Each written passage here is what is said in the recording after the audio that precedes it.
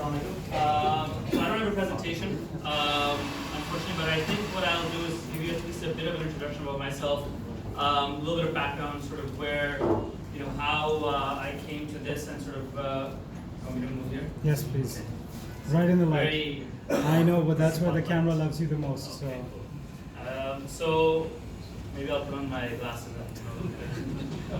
So I actually moved from Canada about a year ago. My background, similar to Munib, is also in investment banking. I did investment banking for about 7 years. Actually never focused on the technology space. And I then started a startup in Toronto called Joico, which was actually very similar to Bike. It was a last mile logistics company.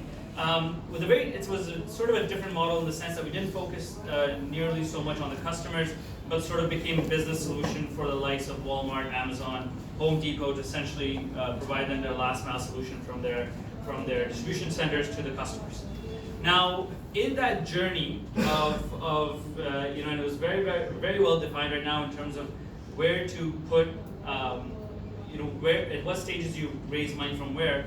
And one of the points I actually wanted to talk about was a mistake that we made, in which was actually to highlight the bookkeeping element, because it becomes super crucial. And one for us was really bookkeeping, and second was legal structuring.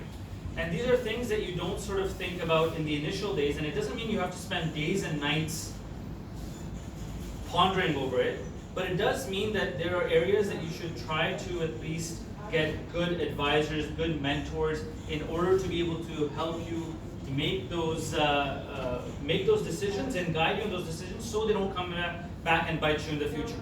And I don't think, like it was discussed, I don't think you need to spend hours and hours per week going through everything to make sure it's 110% bulletproof, but make sure you do think about it. Accounting is super, super crucial.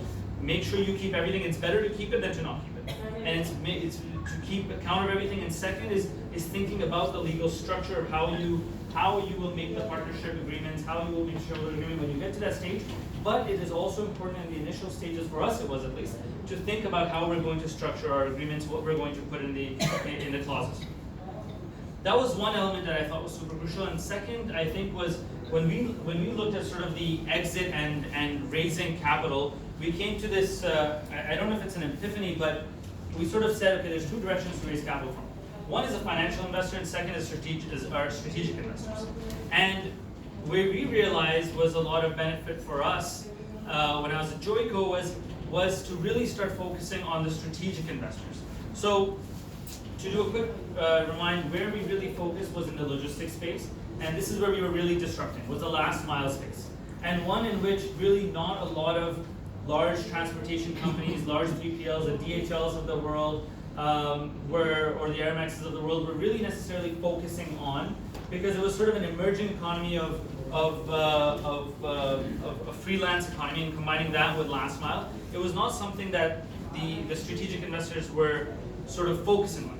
But what we realized is when we went to financial investors, they were scrutinizing a lot more of the unit economics, whereas the strategic investors said, okay, it's actually an angle to my business that I can continue to see sort of X years down the road.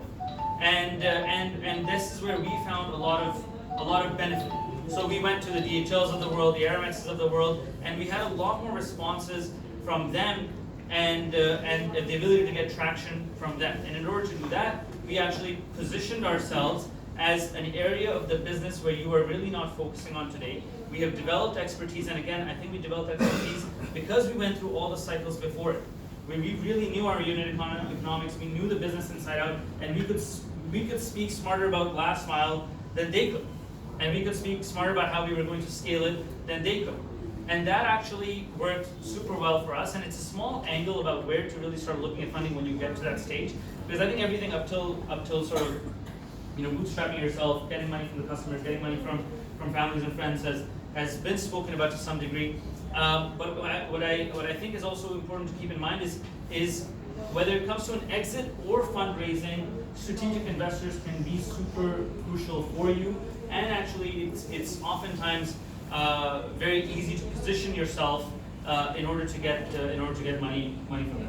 So that, again, I know exit obviously it's a bit different in North America than here. And it's easier to exit in some ways from that side of the world.